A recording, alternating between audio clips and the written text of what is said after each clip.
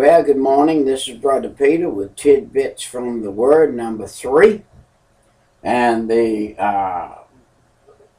name of this one is By Making Good Choices. By making good choices. Have you made good choices in your life? I'm sure that if you're watching this right here and you've got any age on you at all, you have made some good choices. You also have made some bad choices. Now, we were talking in the number 2 of the third one we did. It was number 2, and we were talking about a man and a woman that ended up divorced. When they married, they made a choice for each other. That choice, sometimes and many times, and most of the time, is not made with the sanction of the Lord Jesus Christ. Because those two folks that got married do not have the same idea of what their life is going to be like. Now, my recommendation for you young fellas who are watching this, who are not married yet, is find out what position God would have you take in life. And then when you start looking for a lady or woman, you ask God to send you the girl or the young lady that has the same likeness that you have. She has the same principles that you have. Her desire is to serve God first and man second. And you have to serve God first and the woman second. Now, the woman is supposed to be second in your life, and the man is supposed to be second in the woman's life, and the Lord first. Both of you are supposed to have the Lord between you and each other first. And then that way there will be no problem. That lady, that girl will have no problem doing what you ask or you say. And you will have no problem with complying to her wishes. The Bible said to treat your wife like Jesus did the church. Love your wife like Jesus did the church.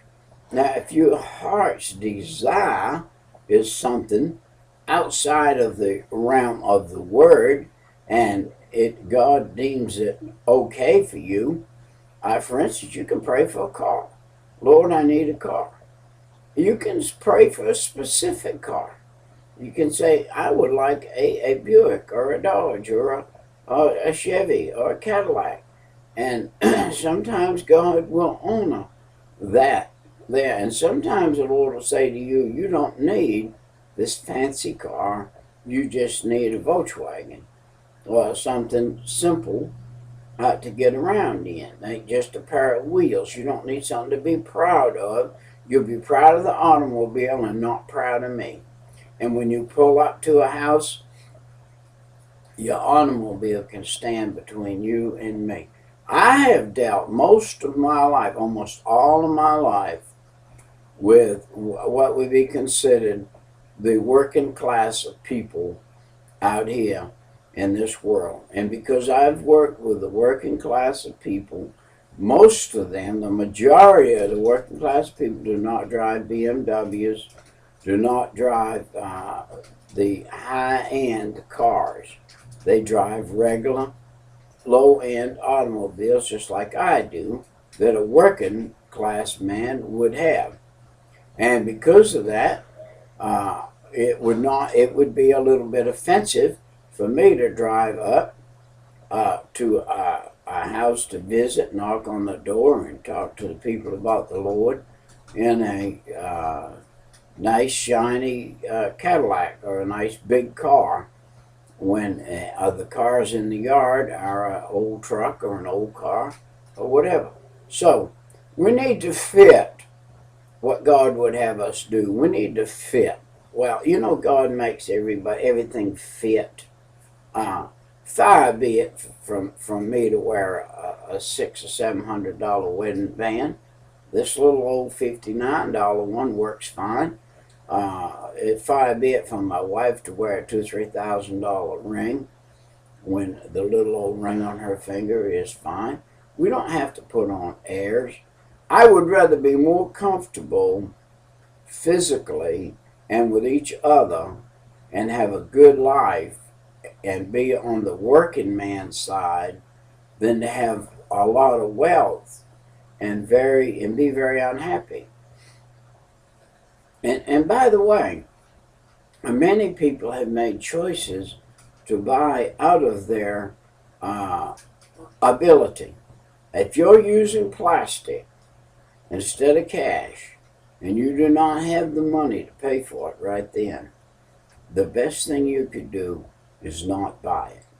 That would be the best thing that you could do, is not buy it. We just passed December 25th. We made a bad choice. We made a bad choice. We were at Penny's Outlet and we made a bad choice. We ended up now with a $70 debt after Christmas. And we had said we would have no debt after Christmas. And we made a debt of $70. You say, well, what's $70, Brother Peter? Well, $70 right now happens to be a lot. And by the way, that $70, when we pay it, will be $89 or $90 by the time we get it paid, even perhaps as much as $30 interest on that 70. And that can happen to you. Bad choices, bad choices. Bad choice. Credit is a bad choice. You do not need it. Now you talk about a house, buying a house now. Most everybody does owe on a house. It just so happens that the Lord provided me with a house that I don't owe on. But it happens that we need to make the right choices. Serve the Lord, and He will meet the need. Because He'll meet the need if we make mistakes. But let's try not to make mistakes this year. Let's choose on purpose to make good choices. Let's say on purpose this year, on purpose, I'm going to make good, sound choices. I'm going to ask the Lord before I act. Ask God, and then don't just ask Him and then act. You ask Him and then wait for an answer and then act. And do you know something? I have found that a big majority of the time that I ask the Lord for things, I ask amiss, or it's something that I do not need, it's something I want. And every now and then I'll say to the Lord, Lord, this is not a need, but this is a want. Would you fill it for me? Like, for instance, for Christmas, I did not need something to put on my face after shave. By the way, I didn't shave this morning. After shave, what I needed was I've already got enough of that stuff without a need, but I wanted something different. And so I made it clear to some of the family I wanted something different. And by the way, that was an economical thing for them to be able to afford. And so I got some stuff to splash on my face. Now that was a want, not a need. There's a difference between a want and a need. A need is to pay the rent. A need is to pay the light bill. A need is to keep the house warm. A need is to have a little food in the refrigerator. A need is those things that I really, truly needs, not just wants. And so I need some kind of food for nourishment. But I don't always need the kind of food I want. I would have wanted and loved to have had a donut this morning or a cruller, but I didn't need a donut or a cruller. All I needed was I had a biscuit, and a biscuit was all I really needed. It filled me up.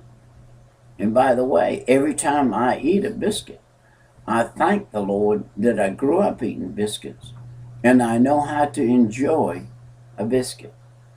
A biscuit to me is one of the most enjoyable things in the morning there is, because I grew up with a biscuit.